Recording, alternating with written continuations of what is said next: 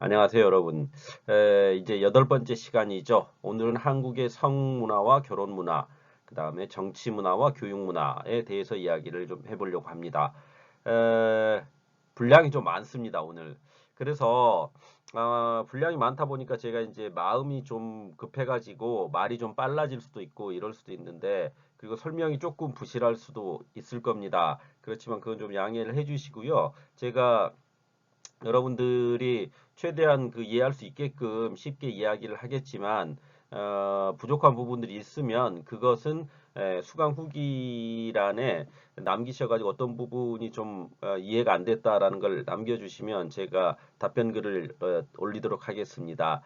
그렇게 하는 걸로 좀 하죠. 자, 일단 분량이 많기 때문에 빨리 시작을 하겠습니다. 먼저 한국의 성문화 했을 때 성과 사랑에 대한 논의가 있지요. 그래서 이제 기본적 논의를 보면 섹스라는 것은 남녀의 생물학적 차이를 전제로 한 생물학적 특징으로 구성되는 생물학적 의미의 성을 섹스라고 하죠.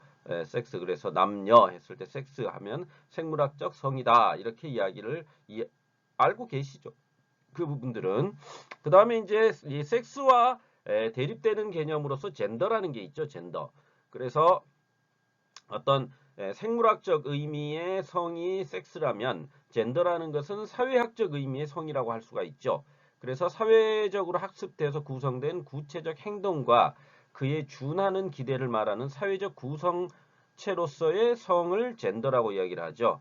그래서 이 섹스와 젠더는 구분되는 의미로 많이 이야기되고 있습니다. 그리고 이제 현재 같은 경우도 이 어떠한 섹스적 의미의 그러니까 생물학적 의미의 성보다는 사회학적 의미의 젠더를 더 강조하는 쪽으로 흘러가는 추세죠. 사회 전체적으로. 그래서 남녀의 어떤 평등이라는 것을 사회적인 젠더의 의미로서 남녀의 성평등을 이야기하고 있는 측면이 많다고 할 수가 있죠.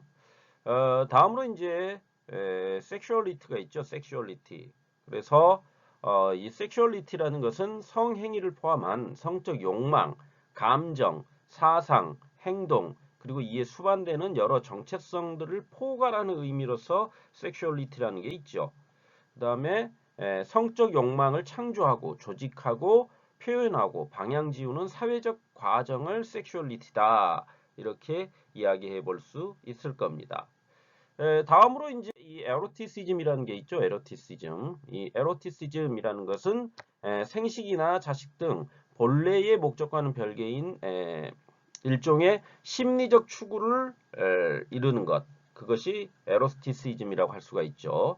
그래서 모든 실용주의적 활동에 대립하는 것이자 단지 그것 자체를 목적으로 하는 광기 어린 욕망이라고 할 수가 있죠. 그래서 이 에로티시즘은 열광, 그 다음에 청랑, 광기 따위로 고조되면서 제사, 향연, 놀이, 전쟁, 범죄, 예술, 종교성을 지향한다는 게 이제 에로티시즘이다. 이렇게 이야기해 볼 수 있다는 겁니다. 그래서 여기에 나와 있는 앞서 말했으면 섹스라든지 젠더라든지 그러니까 생물학적 의미의 성, 섹스, 그 다음에 사회학적 의미의 성, 젠더, 그 다음에 섹슈얼리티, 그 다음에 에로티시즘 이런 용어들이 성과 사랑에 대한 사회적 논의로 되고 있다라는 거죠. 그래서 섹슈얼리티는 이제 어떤 성적 욕망이라고 할 수 있고 그런 욕망이 창조되고 조직되고 표현되는 과정이 섹슈얼리티다 이렇게 볼 수 있는 거고요. 거기에 비해서 이제 에로티시즘이라는 것은 일종의 심리적인 거죠. 심리적인 것으로서 광기 어린 욕망이라고 하죠. 욕망이죠. 인간 욕망이 발현된 게 에로티시즘이다. 이렇게 볼 수가 있다는 거죠. 그래서 이 에로티시즘이라는 것은 제사나 향연, 놀이, 전쟁, 범죄, 예술, 종교성을 지향한다라는 게 우리가 이제 그 어떠한 고대 히랍 시대의 조각상들을 봐도 에로티시즘적인 측면이 있거든요. 그러니까 비너스의 상이라든지 아니면 다비드상 이런 것들을 보면 어떤 여성의 성적인 부분들이라든지 남성성을 강조하는 부분들이라든지 이런 것들이 다 일종의 에로티시즘이라고 할 수가 있는 겁니다. 그런 것들을 강조해서 어떤 표현해 놓았다. 이런 것들이 다 에로티시즘이다. 이렇게 이해할 수 있을 겁니다. 다음으로 이제 성은 단순히 어떤 생물학적 그 개념을 넘어가지고 권력이라든지 문화라든지 해방이라든지 실존, 심리 이런 것들과 복합적으로 연결되어 있는 개념이다. 이렇게 볼 수 있다는 겁니다. 그러니까 단순히 어떠한 성이라 그랬을 때 성이라는 것은 어떤 생물학적 의미, 아까 말씀드렸던 그 생물학적 의미의 섹스만을 의미하는 것은 아니라는 거죠.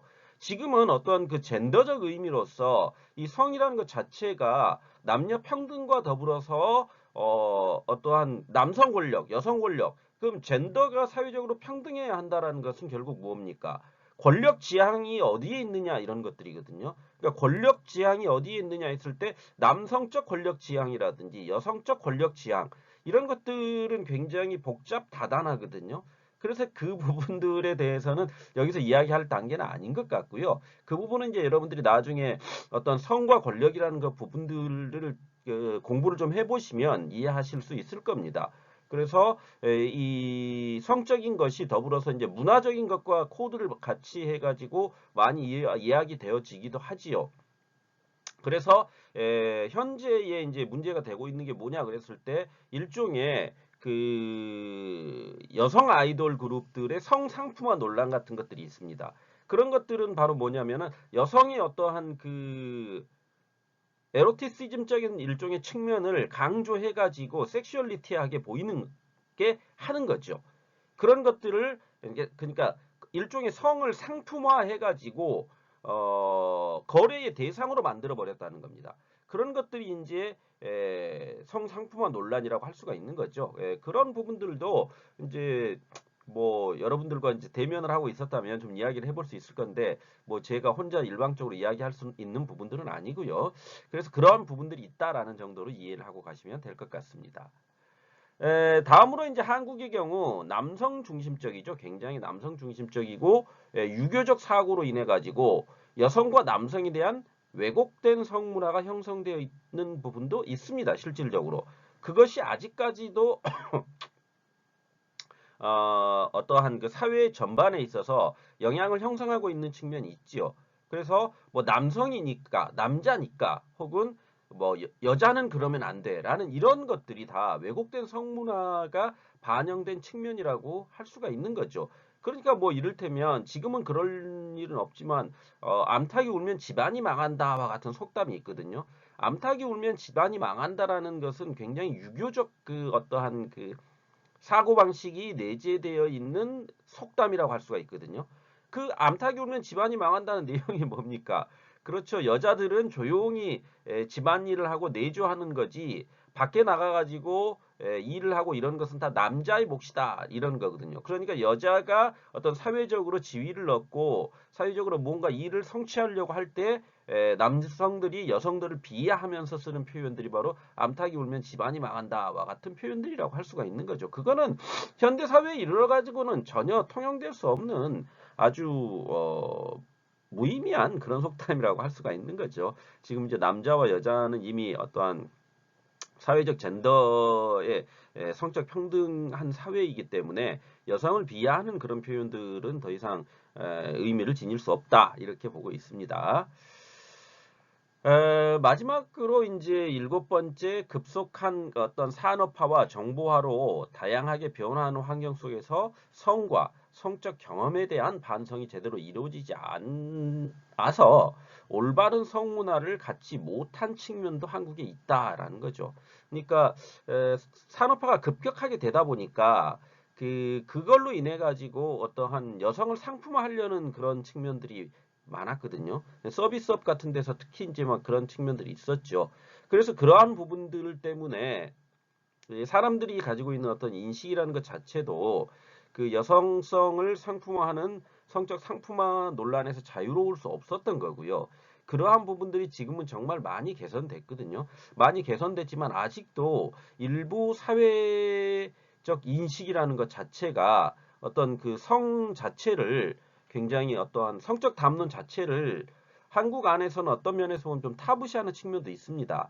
그러니까 어떤 성에 대한 이야기를 꺼낸다 그러면은 굉장히 그 좋지 않은 이미지로 보려고 하는 그런 부분들이 있거든요.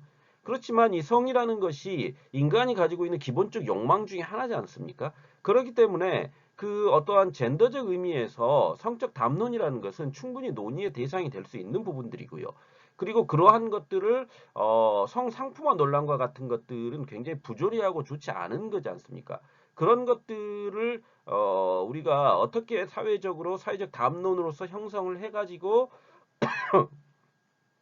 잘못된 부분들을 고쳐 나가야 하는가 이런 부분들은 이야기되어야 하는 부분이라고 개인적으로 생각을 합니다. 다음으로 이제 그러면 이러한 성과 사랑에 대한 이 여러 논의들이 있다 그랬을 때 한국의 어떠한 성 문화의 변천은 어떻게 이루어졌는지를 다음으로 좀 다뤄보도록 하겠습니다. 그래서 한국 고대 사회에서는 남녀의 만남과 사랑이라는 것이 어떤 당사자의 의사에 따라서 비교적 자유로웠다는 거죠. 고대 사회는.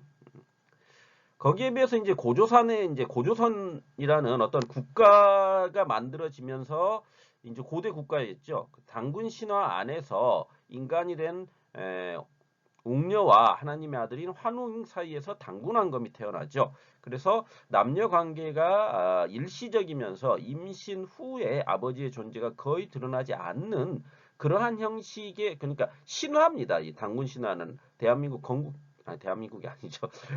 한국의 어떤 건국 신화지요. 그러니까 한국이라는 그 역사성 안에서 보았을 때 건국 신화가 이제 단군 신화인데 그 단군이라는 인물이 어떻게 태어났는가 그 과정을 보면 뭐 여러분들도 잘 알고 계시겠지만 하늘을 다스리는 환인이 있죠. 그래서 그 환인이 있고 그 하느님의 환인이 있고 그 하느님의 아들인 환웅이 인간 세계로 내려와 가지고 곰과 호랑이에게 그러니까 곰과 호랑이가 찾아오죠. 환웅에게. 그래서 어떻게 하면 사람이 될 수 있느냐 그렇게 해가지고 마늘과 쑥만 먹고 동굴에서 100일 동안 뭐 지내고 나면 인간이 될 수 있다 해가지고 중간에 이제 그 호랑이는 뛰쳐나가 버리고 곰이 그걸 이겨내가지고 웅녀가 되죠. 그래서 인간으로 다시 태어난 웅녀와 환웅이 서로 이제 어떠한 그 육체적인 관계를 맺어가지고 단군왕검이 태어나게 되는 거죠. 그게 이제 우리나라 그러니까 고조선의 건국 신화거든요. 건국 신화인데 이제 그게 실질적으로 그러면 고조선이라는 나라가 그러한 건국 신화에 의해서 만들어졌느냐 그건 아니죠.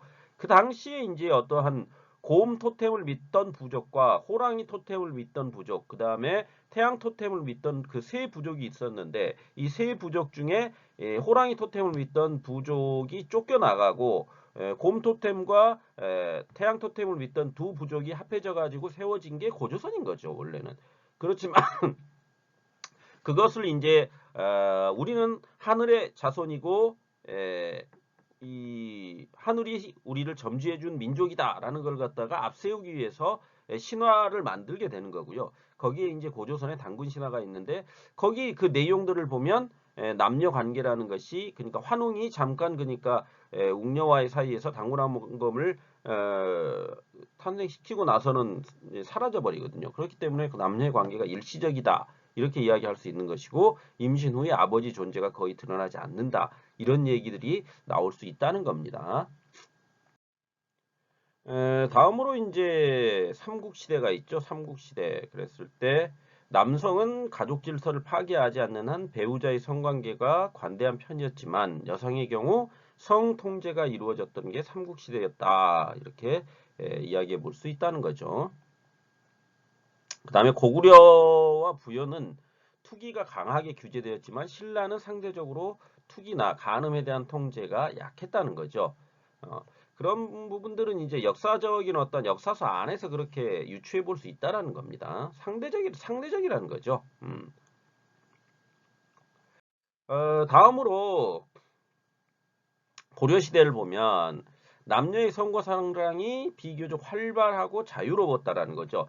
그러니까 선사시대 그러니까 어떤 한국의 성문화의 변천 과정에서 보면 가장 그 남녀의 성평등이 이루어지고 어떠한 성에 대한 그 자유가 활발히 일어났던 게 고려시대라고 할 수가 있죠. 그래서 남녀의 성과 사랑이 활발하였고 비교적 자유로운 연애가 이루어지다 보니까 고려 말에 이르러 가지고는 사회 혼란으로 인해 가지고 성적 문란이 심해졌던 부분들도 있습니다.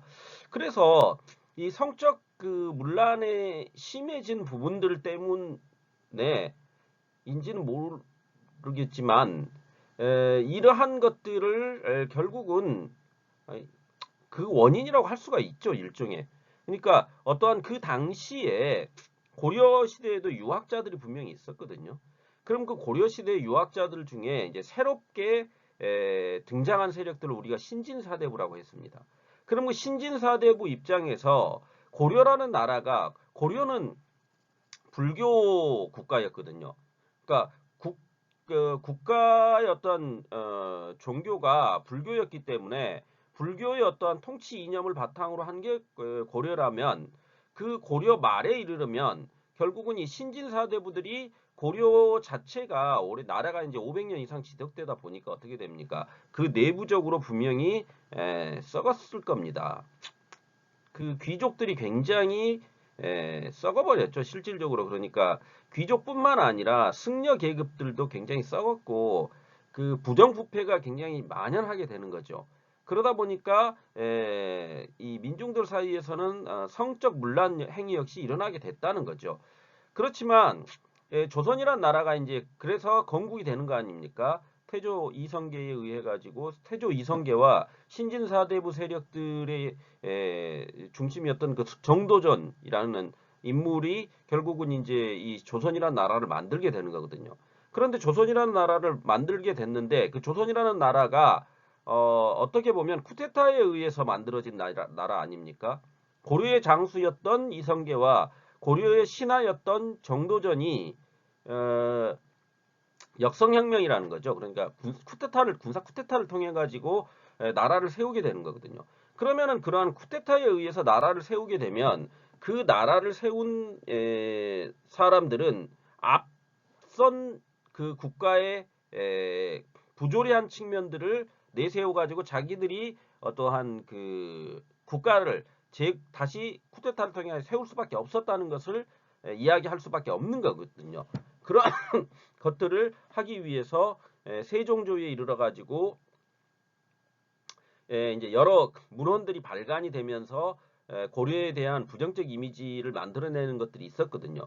거기에 이제 보면은 고려 소교라는 것이 이제 그것의 어떤 일부분을 담당했다라고 할 수도 있거든요. 그러니까 소교라는 것이 고려에 속된 요 노래거든요.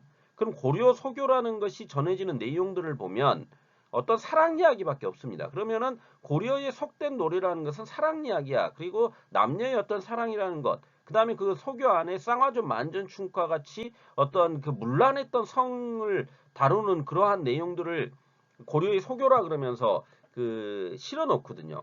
그러면은 그러한 것들을 왜 실었느냐 했을 때 그것은 결국 자기들의 국가 재건의 국가 건설의 정통성을 내세우기 위해서 앞선 국가가 이렇게 성으로도 문란했고 국가 그 기강 자체가 굉장히 문란했기 때문에 우리는 어떤 민중들의 의지를 받들어 가지고 이러한 새로운 나라를 만들 수밖에 없었다라는 것을 정당화할 필요가 있었거든요. 그렇기 때문에 고려 말을 굉장히 성적 그 문란이 심했던 시기다라고 역사 안에 기록을 해놨던 측면도 있는 겁니다. 그러니까 우리가 어떤 역사를 놓고 볼 때 정말 고려가 그러면 성문란이 심했던가라고 놓고 본다면 그것보다는 오히려 어떠한 그 정치적인 것들에 의해서 그렇게 된 부분들도 분명히 있다는 겁니다. 완전히 뭐 그렇다고 뭐 고려 시대 말이 그 깨끗한 그게 아니라는 거죠. 부분적으로 그러한 측면에서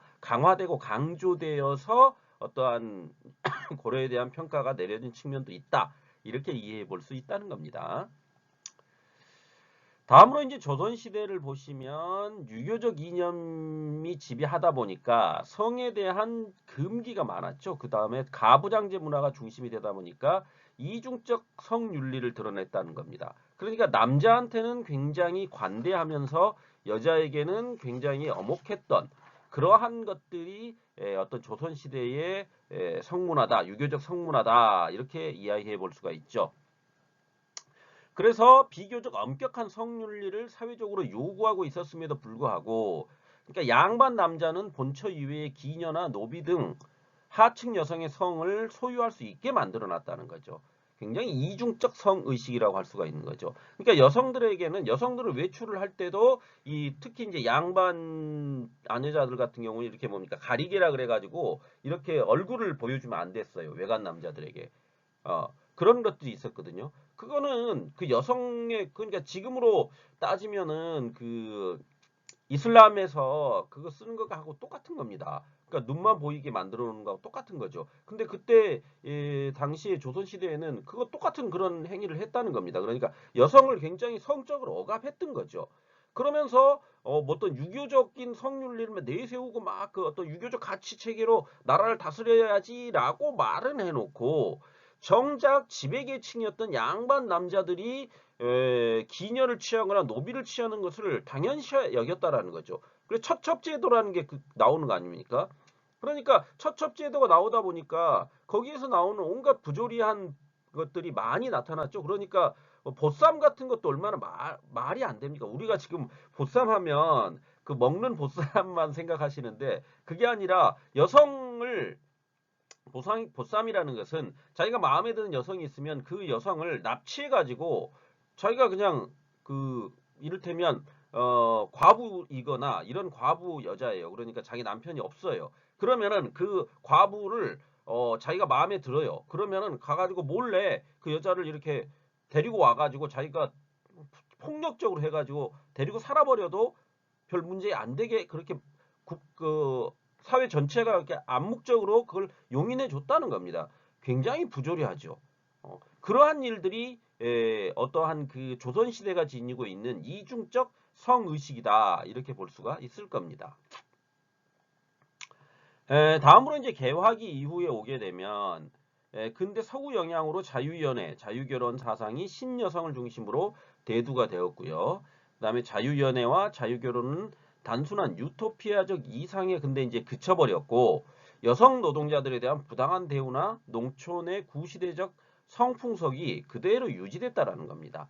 그러니까 자유연애, 자유결혼 이렇게 얘기했지만 그거는 그냥 뭐 이를테면 이 신여성들이 잠깐 반짝 뭐 그런 게 있었지라는 정도로 하고 끝나버렸다는 거죠.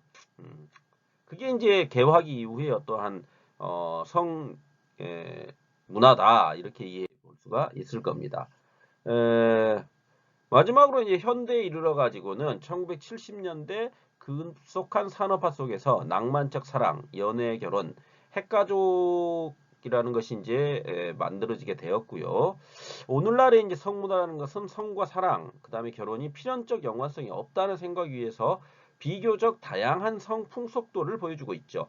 그러니까 과거에는 이런 거죠. 그러니까 사랑을 했으면 반드시 결혼해야 한다라는 이런 것들이 있었거든요. 그렇지만 지금 그 젊은 세대들 같은 경우에는 꼭 사랑을 한다 그래가지고 꼭 결혼을 해야 되느냐 이런 생각들이 만연해졌다는 거죠. 그런 것들을 많이 가지고 있다는 거죠. 사고방식 자체에. 그것은 이제 시대의 변화에 따른 어떤 성의식의 변화라는 거죠. 그래서 어떠한 과거에는 혼전 순결을 굉장히 중시했었거든요. 한국에서. 그러니까 결혼하기 전에는 절대 이제 어떠한 성적 관계를 맺어서는 안 된다 이런 것들이 굉장히 강조됐었는데 지금은 뭐 그거에 대해서 크게 의미를 부여하고 있지 않거든요. 그거는 그냥 자기들이 사랑하는 남녀라면 얼마든지 어떤 성적 관계를 맺는 것은 뭐 자연스러운 거고 그 행위에 대해서 다른 사람들이 어떤 규제를 가하는 것 자체가 말도 안 되는 거죠. 그런 측면이 있다는 겁니다.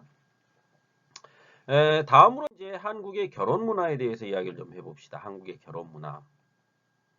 그랬을 때 한국의 결혼의 형태는 일부 일처제입니다. 그래서 현대 한국 사회라는 것은 일부 일처제 결혼을 법률로 정해놓고 구성원들 역시 당연한 것으로 받아들이고 있다라는 거죠.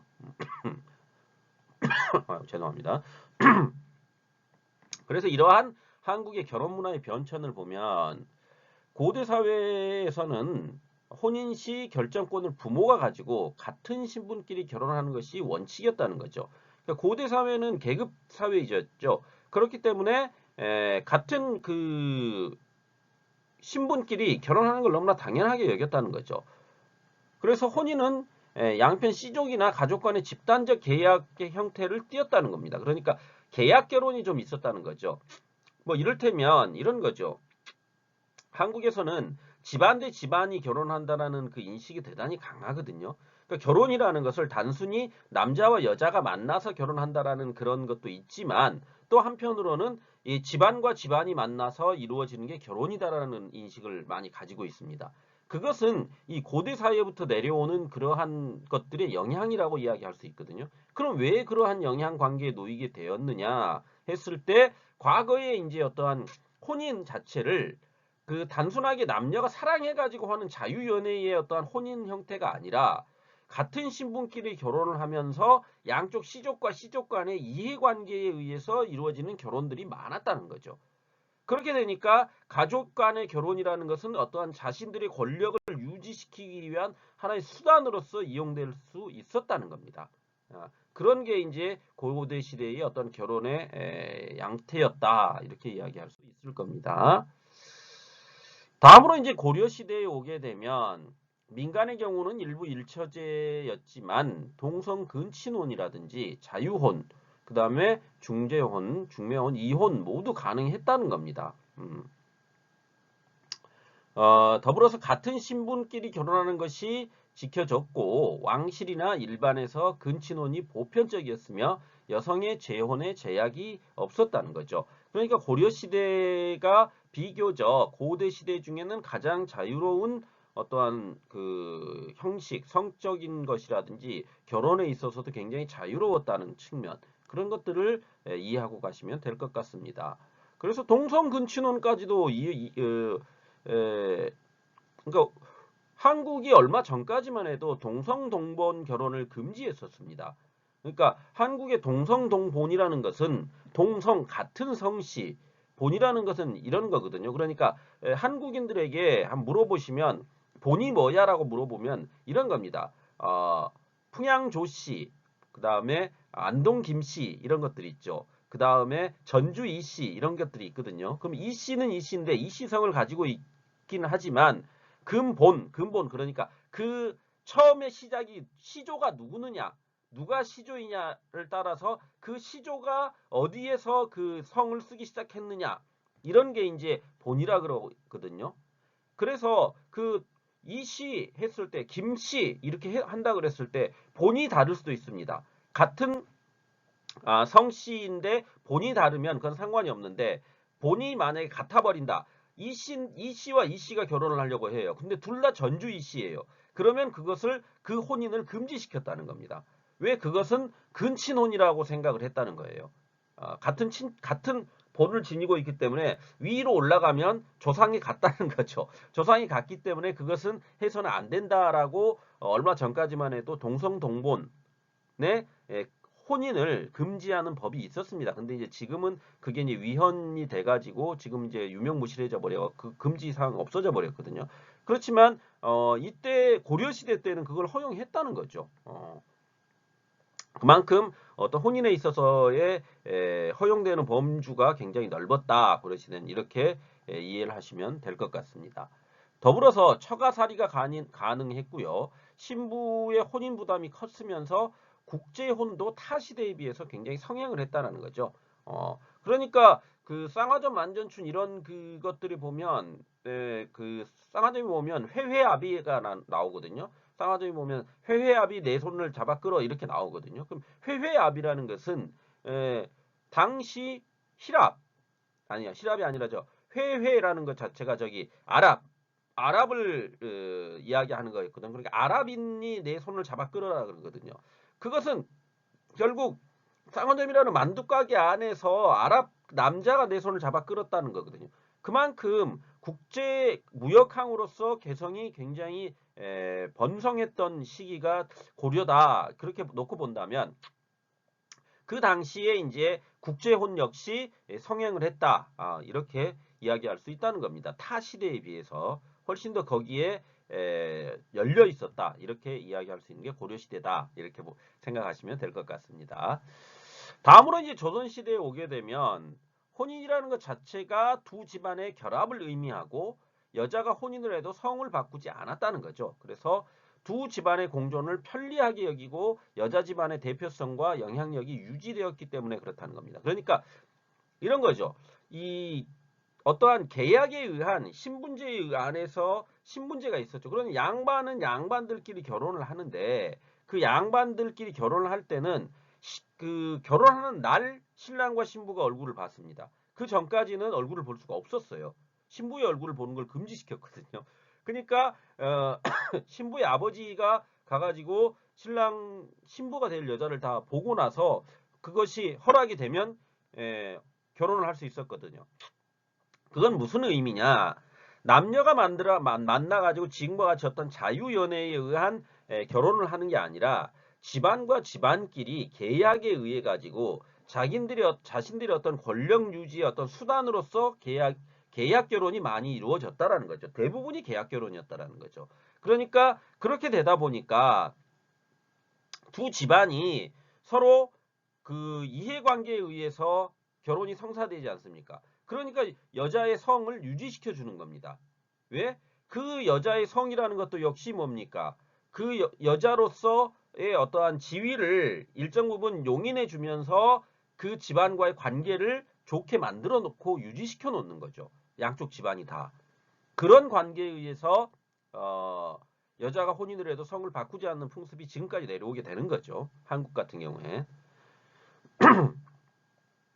다음으로 이제 부계 가족 제도로 사회가 운영되었고요. 가족의 안녕을 굉장히 절대시했다는 거죠. 가족의 안정을 갖다 굉장히 절대시하는 그러한 결혼 제도를 가지게 됐다는 거죠. 그러니까 부계 중심 가족, 모계가 아니라 부계, 아버지 부계 중심 가족 제도를 가지게 되니까 아들과 손자 이렇게는 쭉 뭡니까? 아버지의 성, 부계를 따라가는 거죠. 아버지의 성을 따라가게 된다는 거죠. 그러니까 부계 혈통을 중시하는 게 그게 아버지의 성을 따라가는 그러한 부분들이 바로 부계 혈통 중심의 사회 제도의 하에서의 어떤 결혼 풍습이 낳은 하나의 부분이다. 이렇게 이해하시면 될 것 같습니다. 그다음에 혼인은 중매로 했고요. 같은 신분끼리 했고 동성은 결혼할 수가 없었고 일부 일처제를 법제화했다는 거죠. 일부 일처제를 법제화했음에도 불구하고 앞서 이제 말씀드렸듯이 어떤 남성 양반들에게 있어서는 처첩제도가 허용이 됐었습니다. 그거는 이제 이중성이죠. 성에 있어서 이중적 측면이라고 보시면 될 것 같습니다. 다음으로 상중에는 혼인을 하지 않았고요. 조광지처를 벌이지 않도록 했고 여성은 정절을 중시하였으며 남편 사후 재혼은 금지했다. 이렇게 되어 있죠. 그러면 조광지처, 그러니까 상중이라는 것은 누가 죽었을 때를 상중이라 그러거든요. 집안에 누가 죽으면 그 누가 죽었을 때는 혼인을 하지 않는다는 겁니다. 그 다음에 조광지처를 벌이지 않는다는 것은 조광지처라는 것은 첫 번째 부인이죠. 첫 번째 부인. 그러니까 내가 결혼한 첫 번째 부인과는 끝까지 죽을 때까지 그 관계를 유지해야 된다. 그래서 그러한 여자를 조광지처라고 우리가 보통 명명을 하거든요. 그러니까 이게 이제 이 조광지처란 말이 이제 후한서에 나오는 건데 조광이라는 것은 그러니까 지게미와 쌀겨거든요. 그러니까 지게미와 쌀겨를 가지고 끼니를 이으는 어려운 시절을 함께 겪었던 부인이거든요. 그래서 그 조광지처라는 것은 그러니까 그 어려운 시기를 함께 겪었던 부인이기 때문에 버려서는 안 된다는 거죠. 그게 이제 조광지처고요. 그 다음에 정절을 중시하였고 재혼을 금지한 것. 그것은 이제 여성에 있어서의 굉장한 어떤 면에서 보면 제약이 좀 많았던 시기다. 이렇게 이해하고 가시면 될 것 같습니다. 그게 조선시대였다. 이렇게 볼 수가 있겠죠. 다음으로 이제 개화기 이후에는 유교적 절차에 따른 혼례는 개량된 결혼식으로 이제 변화하였고 간소화된 신식 결혼식이 성행하게 되었다라는 거죠.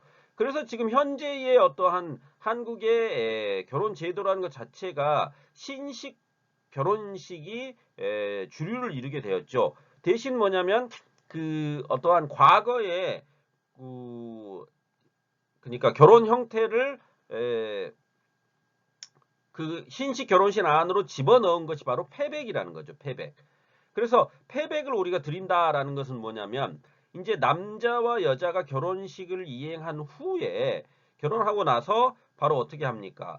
이제 그 결혼식이 끝나죠. 사진까지 다 찍고 결혼식이 끝나면 신식 결혼식이 끝나면 남자와 여자가 이제 그 남편 쪽 그러니까 남자 쪽 그 가족들에게 패백을 드리는 거거든요. 그 패백을 드릴 때는 이 전통 복장으로 갈아입죠. 그래서 남자 같은 경우 이제 사무관대를 하고 이렇게 한 그 남성 그 여러분들이 이제 그 전통 결혼식 한국의 전통 결혼식에서 봤던 그 복장으로 남자와 여자가 모두 갈아입습니다.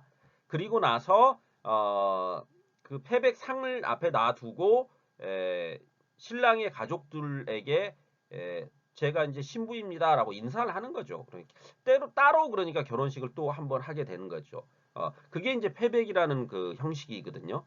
그래서 어떤 면으로 보면 근데 이제 그때 이 패백을 할 때는 신부 쪽은 또 패백에 참여하지 않습니다. 그런 걸 보면은 이제 아직까지도 어떠한 그 조선의 그러한 유교적 그 양식들이 남아 있는 것이라고 할 수가 있죠. 일정 부분. 그래서 신식 결혼식임에도 불구하고 패백이라는 것을 통해서 그렇게 어떠한 그 결혼 문화 안에서도 남녀의 차별이 일정 부분 아직까지는 남아 있다. 이렇게 이해를 하시면 될 것 같습니다.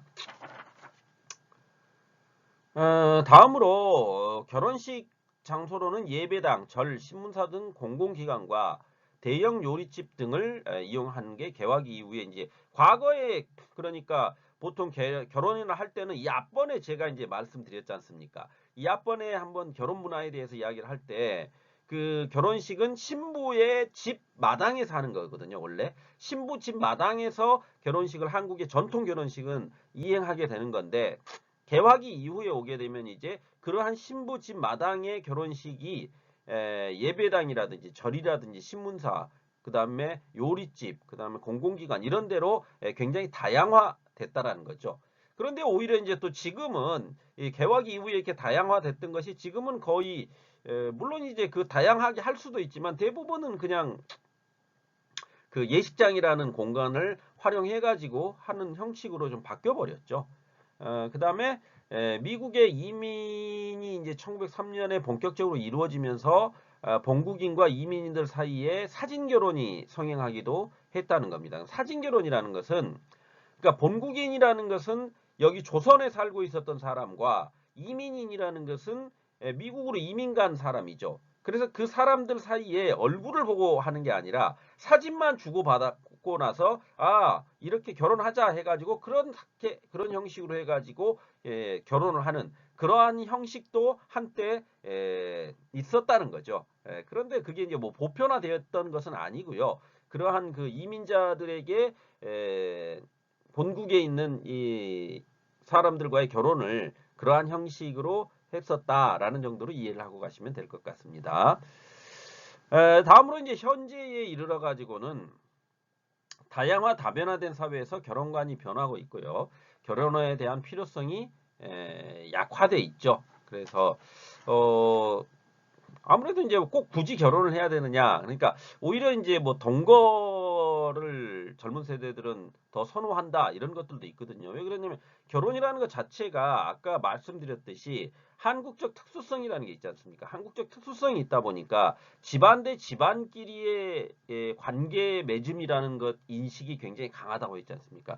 그렇게 되니까 이혼을 쉽게 하지 않으려고 하는 거거든요. 왜? 가족과 가족 간의 관계이기 때문에 집안 대 집안의 문제거든요.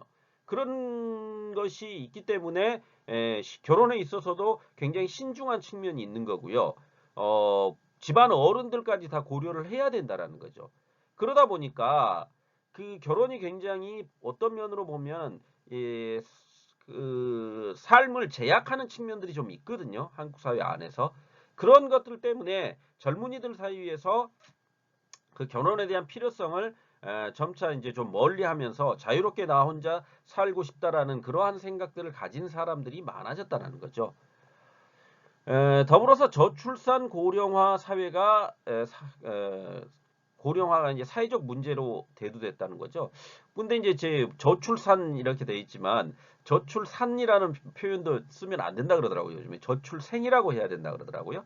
왜 그러면 저출산이라는 것은 출산이라는 것 자체가 여성들이 하는 아이를 낳는 그 행위이기 때문에 저출산이라고 해버리면 여성을 비하할 수 있는 그러한 그 요소들이 남아 있다기 때문에 저출산보다 저출생으로 이야기를 해야 된다라는 이야기가 또 있더라고요. 그래서 그러니까 저출산이라는 것은 애를 많이 안 낳는다는 거죠. 그다음 고령화라는 것은 에, 어른들의 나이를 그러니까 오래 사신다는 거죠. 오래 살게 됐다라는 거죠. 그러니까 오래 사는 그 사람들은 많아지고 새로운 그 아이들이 태어나지 않다 보니까 노동 인구가 어떻게 됩니까? 점점 줄어들다는 거죠.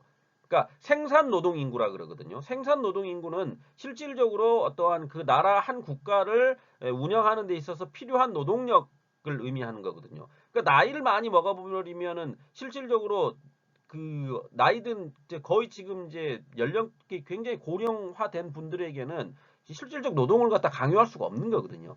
그런 측면이 있기 때문에 생산 노동 인구라는 게 있거든요. 그러니까 아래의 생산 노동 인구가 계속 생겨야 되는데 그게 저출산으로 점점 안 생기고 위에 이제 그 부양해야 되는 노령 인구들은 많아지게 돼버리면 사회 자체가 굉장히 기형적인 형태가 돼버릴 거 아닙니까?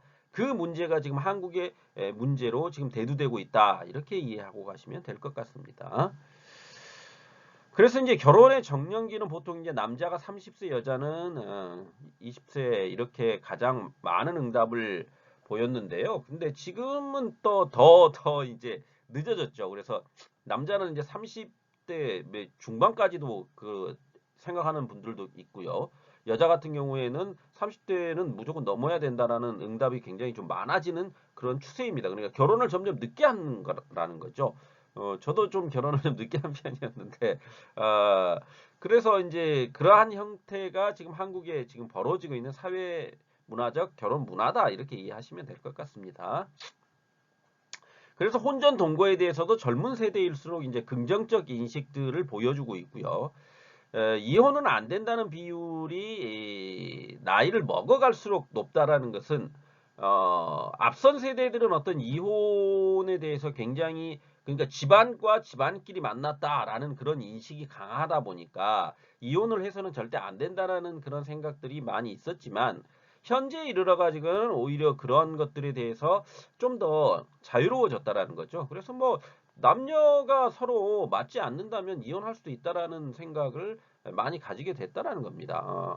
그거는 뭐 그 사람들 남녀 관계라는 것은 사람과 사람 사이의 관계이기 때문에 저도 개인적으로 그거를 주변인들이 가타부타 이야기할 필요도 없는 거고 그거 서로 맞지 않는다면 그런 것들은 뭐 충분히 허용될 수 있지 않느냐 개인적으로 그런 생각들을 갖고 있습니다. 그 다음에 이제 이혼에 대해서 부정적인 것은 남자가 여자보다 일단 높다라는 것은 그게 이제 어떠한 가부장제라든지 부계 혈통을 중시하는 조선시대 이후에 어떠한 그러한 그러니까 뭐라고 해야 되나요? 그렇죠.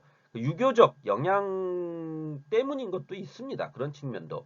그러니까 여성은 어떻게 해야 돼라는 것들이라든지 결혼은 반드시 했으면 여기 앞서 말씀드렸듯이 종황지처는 절대 버려서는 안 된다라든지 그 다음에 부인 한 명만을 데리고 끝까지 살아가야 된다라든지 이런 인식들은 유교적인 그 인식이 낳은 파생돼서 나온 그런 그거라고 사고방식이라고 할 수가 있는 거거든요. 그러니까 그런 측면들이 아직까지 어떤 한국인들의 인식 체계 안에 많이 내재되어 있는 것도 사실이고요. 그러한 인식들이 지금은 많이 바뀌고 있지만 그러함에도 불구하고 사회 안에서 이런 거죠. 그러니까 그 과거에는 이혼을 하게 되면 그 남 그 전 남편의 성을 따라서 자식들이 그 성을 가지고 가야 됐거든요. 그렇게 되니까 만약에 이런 거죠. 재혼을 했는데 재혼한 남자의 성씨와 그 자식들의 성이 다르면 그 집안은 어떻게 되는 겁니까? 이혼했던 집안끼리 합쳐진 것이라는 것을 표면적으로 아주 대놓고 드러내버리는 거 아닙니까?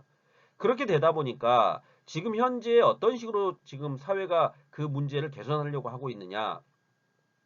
엄마의 성을 따라서 아이들이 그 성을 지을 수도 있고 필요에 의해서 자기가 그 성을 바꿀 수도 있다라는 거죠. 그러니까 다시 재혼한 집안이다 그러면은 그 재혼한 아버지의 성을 따라서 성을 바꿀 수 있는 것을 과거에는 그걸 못하게 했거든요. 굉장히 규제가 심했었는데 현재는 그걸 다 허용해주고 있다라는 겁니다.